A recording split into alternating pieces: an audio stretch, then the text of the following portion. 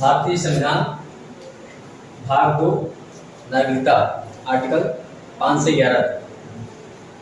पहले बात, नागरिकता पढ़ने से पहले ये जान लो कि नागरिकता मतलब होता क्या है, या नागरिक हम सब तो नागरिक का मतलब क्या होता है। नागरिकता जानो कि नागरिक क्या होते हैं। नागरिक हम सब जानते हैं कि भारतीय संविधान में हम सब भारतीय नागरिक। नागरिक क्या होता है वास्तव में? नागरिक का सेंस ये होता है कि नागरिक जो किसी संविधान द्वारा दिए गए सभी अधिकार उसको पूर्ण से प्राप्त, किसी देश के संविधान का पूर्ण से जितना अधिकार है उसको प्राप्त हो, वो उस देश का क्या होता है? नागरिक। उस देश का नागरिक होता है। ठीक, उस देश का वो नागरिक होता है। हमारे संविधान में भाग 2 में नागरिकता का वर्णन किया गया है, जो आर्टिकल 1 से लेके आर्टिकल 5 से लेके 11 तक इसका वर्णन किया गया है। आर्टिकल 5 में क्या है? अधिवास से नागरिकता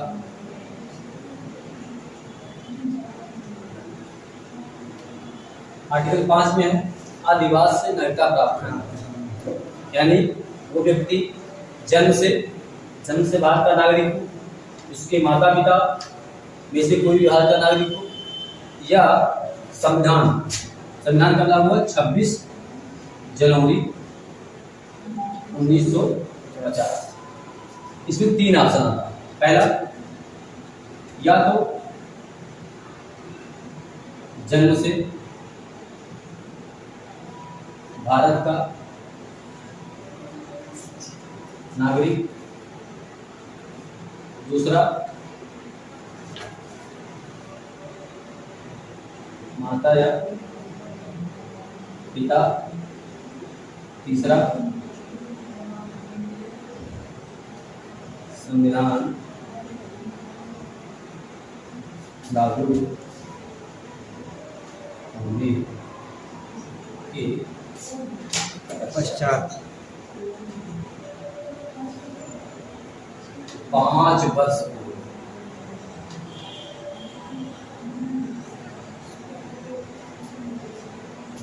अधिवास की नागरिकता में दिया गया है जो 26 जनवरी 1950 से पहले जन्म से भारत का नागरिक रहा हो, ठीक, या उसके माता या पिता उसमें कोई नागरिक रहा हो। तीसरा तरीका, संविधान लागू होने के पश्चात, संविधान लागू हुआ आज 26 जनवरी 1950 को, उससे पहले 5 वर्ष पूर्व, कितने वर्ष पूर्व? 5 वर्ष पूर्व वो भारत का नागरिक रहा। ठीक, अब आते हैं आर्टिकल नंबर 6। आर्टिकल 6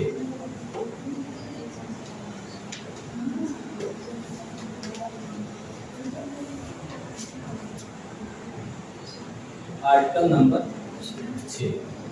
आर्टिकल 6 में क्या था? पाकिस्तान से भारत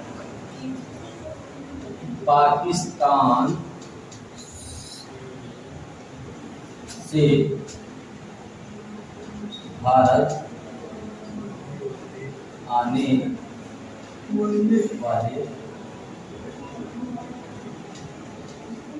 नागरिकों के बारे में। भारत पाकिस्तान से भारत आने वाले नागरिकों के बारे में। जब हमारा देश बंटवारा हुआ, ये बॉर्डर हो गया, ये हो गया भारत, ये हो गया पाकिस्तान। ठीक, ये भारत हो गया, पाकिस्तान हो गया, तो कुछ नागरिक यहाँ रहे होंगे, मान लो नागरिक हैं यहाँ के रहने वाले, इधर मान लो भी नागरिक हैं, ये नागरिक है रहने वाले। ठीक, अब जब बंटवारा लाइन लिखा कि तो पंजाब है, राजस्थान है और स्टेट थे, तो इनके रिश्तेदार इधर थे, इनके रिश्तेदार इधर थे। अब जिनका इच्छा हुआ उधर चले गए, जिनका इच्छा उधर चले गए। तो इधर से अगर पाकिस्तान से भारत चले आए या भारत से पाकिस्तान चले गए तो उनको नागरिकता चाहिए कि नहीं चाहिए? इसके बारे में प्रावधान आर्टिकल नंबर 6 में दिया गया है।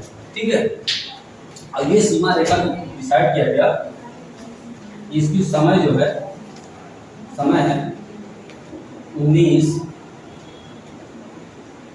जुलाई 1948, ठीक, 19 जुलाई 1948 से पहले जो भी हो, पहले से पहले, इसके बाद आएंगे, बाद आने पर नहीं मनाया जाएगा, ठीक।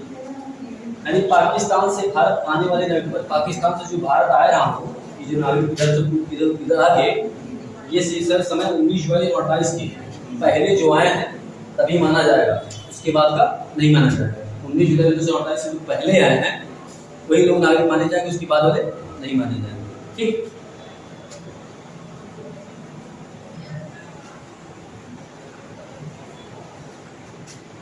अब आता आर्टिकल नंबर 7। आर्टिकल 7 क्या कहता है? भारत से पाकिस्तान जाने वाले नागरिकों के बारे में, कुछ ऐसे व्यक्ति थे जो भारत से पाकिस्तान चले गए, ठीक। ये सीमा रेखा उनको पता है, ठीक, सीमा रेखा पता है। अब ये भारत है, ये है पाकिस्तान, ठीक। अब यहाँ के मान लो कि ये व्यक्ति चंदू है, क्या है? चंदू बाढ़ के पास पाकिस्तान में चले गए, यहाँ चंदू आएगी, चंदू यहाँ आ गए। अब चंदू क्या लगा, चंदू कुछ दिन यहाँ थे पाकिस्तान में, अब चंदू के बगल में बम विस्फोट हो गया, चंदू के भागो यहाँ से, रहने लायक नहीं है, तो क्या करें? हमारा भारत ठीक था, वहाँ हरियाली चाइल्ड से रहते थे, यहाँ तो दिन रात बम में फूट रहा है, ऐसा कोई यहाँ से निकल, अब ये दिन आ गए, यहाँ आ गए, ठीक। तो यहाँ जब आएंगे, यहाँ से जब यहाँ से यहाँ आ गए, तो यहाँ से एक पत्र लेके आना था, पत्र, यहाँ का जो पाकिस्तान का अधिकारी था उनको एक पत्र देगा, ठीक, उनको एक पत्र देगा, पत्र लेके यहाँ जब भारत में असेंबली पास आएंगे तब उनको वो नागरिकता देगा, समझ गए? तब वो उनको नागरिकता देगा, ठीक। आते हैं आर्टिकल नंबर 8 पे।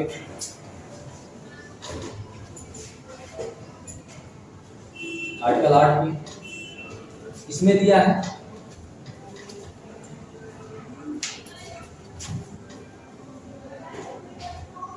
भारत के नागरिक का उद्भव, जैसे नागरिक उद्भव मतलब क्या होता है? कोई नागरिक है, कोई भी व्यक्ति है जो चला गया कनाडा, चला गया, कहाँ चला गया? कनाडा। कोई व्यक्ति है, ये एक पर्सन है, ये कनाडा चला गया, कनाडा जाने के बाद में सारी फैमिली असेंबली सब कुछ अपना कर लिया, सारी व्यवस्था अपना रहने का, खाने का, पीने का, मतलब पूरी फैमिली उसकी वही रहती है, 2-3 पीढ़ी हो गया, समझ लो। अब उसका एक लड़का हुआ, कहा तो हमको तो भाई भारत का नागरिकता चाहिए, लेकिन उसका भारत का नागरिकता के लिए कहेगा तो उसके माता पिता, दादा दादी या फिर नाना, मतलब वो भारत का नागरिक नहीं है, लेकिन इसके माता पिता, दादा दादी, नानी नाना, कोई भी भारत का पहले नागरिक रहा हो, उसके आधार पर उसको, उसके आधार पर उसको नागरिकता दिया जाए, ठीक। उसके आधार पर उसको नागरिकता दिया जाएगा, कोई भी रहा हो उसके आधार पर उसको नागरिकता दिया जाएगा, ठीक है। आर्टिकल 9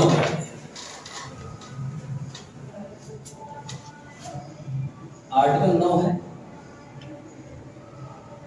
नागरिकता की समाप्ति, ठीक। नागरिकता की समाप्ति कैसे होगा, किसके पास अधिकार, कौन करेगा, इसी जानना बहुत जरूरी है, ठीक। नागरिकता की समाप्ति करेगा कौन? संसद। इसका सबसे एक कारण है, नीति कारण, स्वेच्छा से किसी अन्य देश की नागरिकता को ग्रहण कर। ठीक, स्वेच्छा से किसी अन्य देश की नागरिकता को ग्रहण करना सबसे चीज है, क्योंकि भारत जो है, भारत एकल नागरिकता प्रदान करता है। भारत और ब्रिटेन में एकल नागरिकता, भारत में भी एकल नागरिकता।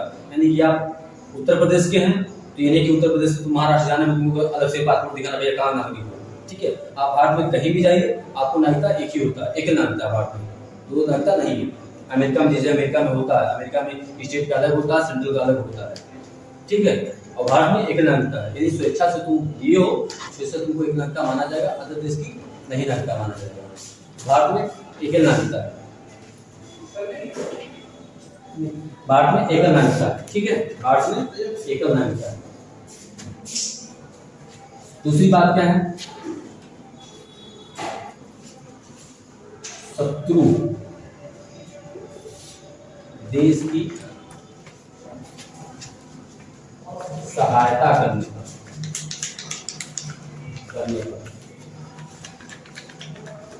संसद नागरिकता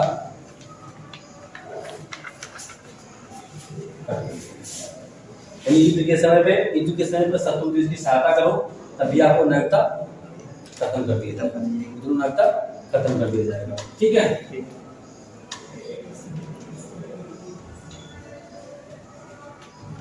अब आते हैं आर्टिकल 10 और आर्टिकल 11। इन दोनों को मर्ज कर दो।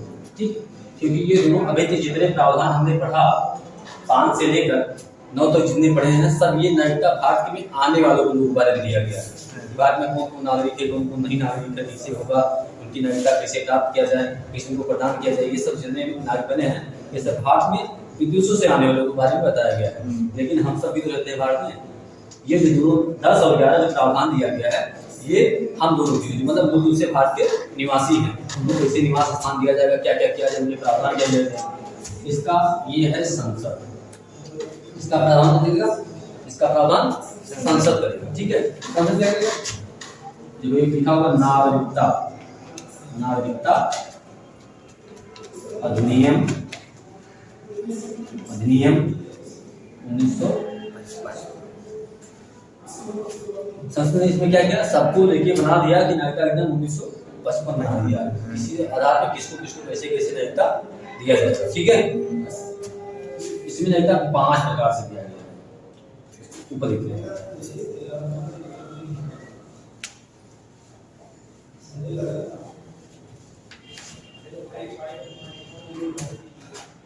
नागरिकता अधिनियम 1955, इसमें 5 प्रकार के नागरिकता। ठीक है, जन्म से,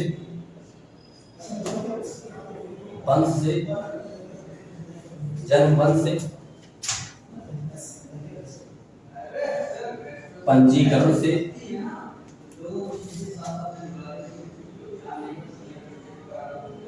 देशीकरण से,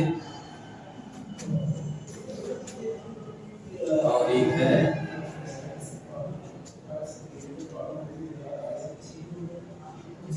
भूमि अधिग्रहण। ठीक है, जन्म, वंश, पंजीकरण, देशीकरण, भूमि अधिग्रहण। ठीक है, इसमें 5 प्रकार का प्रावधान दिया गया है। कितने प्रकार का? 5 प्रकार का प्रावधान दिया गया है। ध्यान सुनना, नागरिकता अधिनियम 1955 में कानून बनाया गया, जिसके तहत हम जो भारत के निवासी हैं उनको दिया जाएगा। इसमें कितने 5 प्रकार, जन्म से बाय बर्थ। ठीक, इसमें बाय बर्थ यानी 26 जनवरी 1950 से पहले जितने भी, मतलब इसके बाद का जितना भी बच्चा जन्मा हुआ है वो भी भारत का नागरिक है, और इससे पहले संविधान लागू से पहले 5 वर्ष पहले जो भी बच्चा लागू हुआ है, जन्म लिया है, वो भी भारत का नागरिक है। वंश से आया उसके दादा दादी, ठीक है, दादा दादी माता पिता दादा दादी कोई भी वंशानुगत, जैसे हम थे, हमारे पूर्वज थे, पूर्वज मतलब हमारे बाबा थे, पिताजी थे, उनके पिताजी थे, तो हमको नगर ये वंश से नगता है, मतलब हम वंशावली हैं, वंश से ही नगर प्राप्त हुए। पंजीकरण से क्या होता है? पंजीकरण में क्या होता है, जैसे एग्जाम्पल में चंदू का, चंदू ले लो, ठीक है। अब चंदू क्या हुआ कि भाई हम अंग्रेज गुलाम थे, ठीक है। अब अंग्रेज को लाके छोड़ दिए थे, क्या नाम है वो, क्या कहते हैं, अंग्रेज को लाके छोड़ दिए, किसी चंदू को लाके छोड़ दिए हैं नागरिक पे, आज़ाद हुआ हमारा देश 2650 के, उसके बाद उसको लाके छोड़ दिए, पहले रह रहा होगा, ठीक है। तो इस चंदू को नागरिकता पाने के लिए 6 माह पहले रजिस्ट्रेशन कराएं, 6 माह पहले रजिस्ट्रेशन कराएं, ठीक। फिर 7 साल तक रहे, निवास कर, ठीक। 7 साल तक निवास में चलू, इनको नागरिकता मिलेगी, ठीक है। पहले वो 6 माह तक, 6 माह पहले पंजीकरण करवाए, उसके बाद में 7 साल तक के रहे, इंडिया में निवास के स्थान के रहे, तब इनको नागरिकता पंजीकरण के माध्यम से दिया जाएगा। देशीकरण आ जाओ,